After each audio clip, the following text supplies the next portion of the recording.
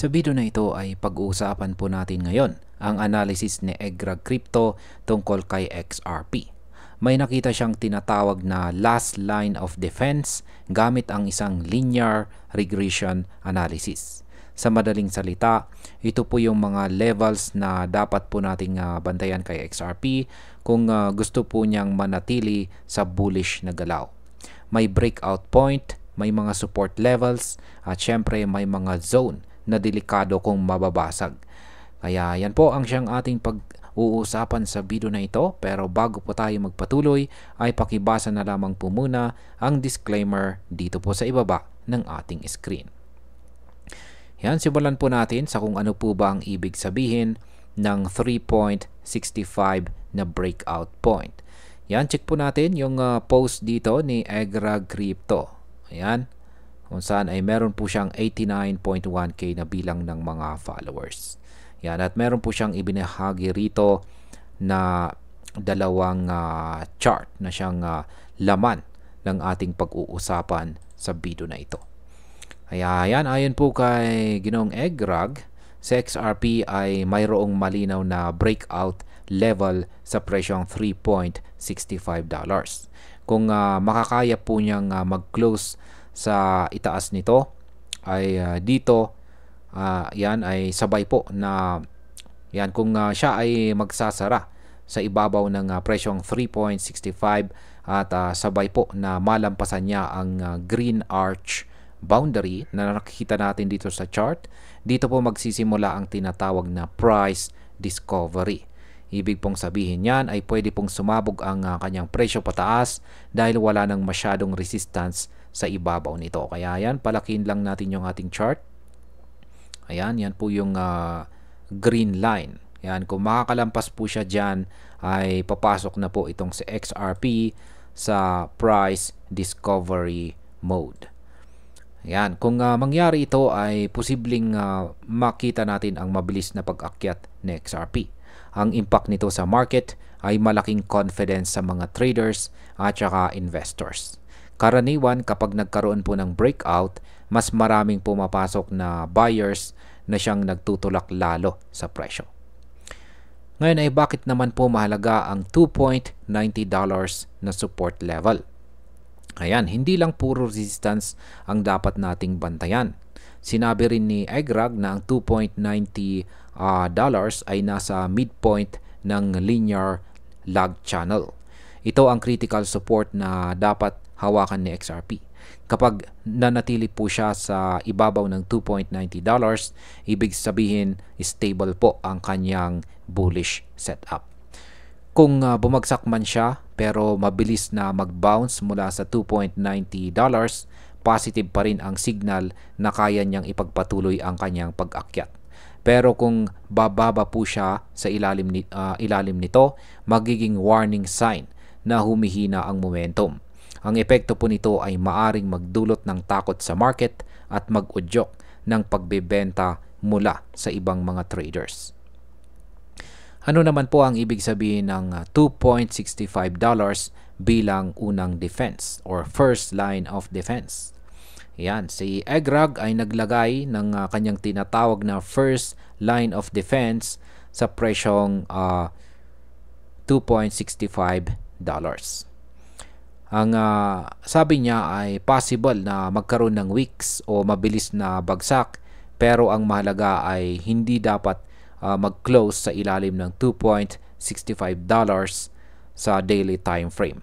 Kaya kung ma-hold po ni XRP ang price level na ito, pinapakita na kaya po niyang lumaban kahit may pressure ng selling. Ang epekto po nito ay mas tatatag ang tiwala ng market na hindi madaling bumigay sa XRP. Ngunit kung tuluyan po siyang mag-close or magsara sa ilalim ng $2.65, dito po magsisimula ang pangamba na baka mas malalim ang kanyang ibabagsak. Ngayon ay bakit naman po tinatawag na last line of defense ang presyong $2.33? Ayan, ito po pala yung chart. Ayon po sa analysis, ang $2.33 ay pinaka-critical na level na tinatawag na last line of defense. Nakahanay ito sa 21 EMA sa 2-week time frame. Ibig sabihin malakas na technical support ito at kung mabasag, magiging malaking problema para kay XRP. Kapag nag-close sa ilalim ng $2.33, maaari pong masira ang bullish structure niya at mawala ang momentum para maabot ang bagong all-time high. Ang epekto po nito sa market ay panic selling at paglipat ng traders sa ibang crypto. Kaya ito po ang level na talagang dapat bantayan ng lahat. Ngayon ay ano naman po ang kahulugan ng $1.90 at saka $1.62 na mga price levels. Bukod po sa mga nabanggit, tinukoy din ni EGRAG na ang $1.90 ay bear market line of defense. Kapag nag-close sa ilalim nito, babalik po sa XRP sa bear territory.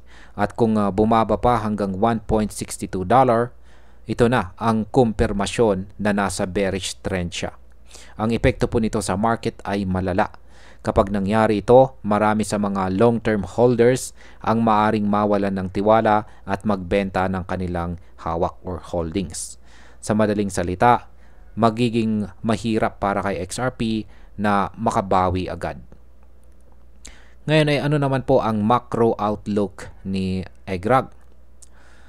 Hindi lang agad short term ang tinitingnan ni EGRAG. Sinabi rin niya na kung i-zoom out natin ang market cycle, makikita natin ang pattern mula pa noong taong 2013, 2018 at ngayon sa projected peak ng 2025. Ayon sa kanya, pareho lang ang structural movement kaya may posibilidad na sundan muli na XRP ang dating galaw. Kung totoo ito, pwedeng makita natin si XRP sa isang major move papunta sa long-term target zone na tinatawag po niyang white arc. Ito ang nakahanay po sa upper boundary ng linear log channel. Ang epekto po nito sa market ay malaking bullish excitement at pwede pong magdala ng bagong wave ng mga investors. Ayan. At bilang panghuli, kung susundin po natin ang analysis dito ni EGRAG, malinaw na nasa isang critical na yugto si XRP. Ang $3.65 ay susi para sa price discovery. Ang $2.90 ay dapat manatiling matatag bilang midpoint support. At higit po sa lahat, ang $2.33 ay parang huling depensa bago tuluyang bumagsak sa XRP sa bearish zone. Ang masasabi ko po dito, ang mga susunod na buwan ay magiging mahalaga para makita po natin kung anong direksyon ang tatahakin ng presyo ng XRP. Kung makuha po niya ang breakout, pwedeng maging isa sa pinakamalalaking rally niya ito. Pero kung mabasag ang kanyang mga defense levels, dapat maghanda po tayo sa market na posibilidad na makaranas ito ng matinding correction.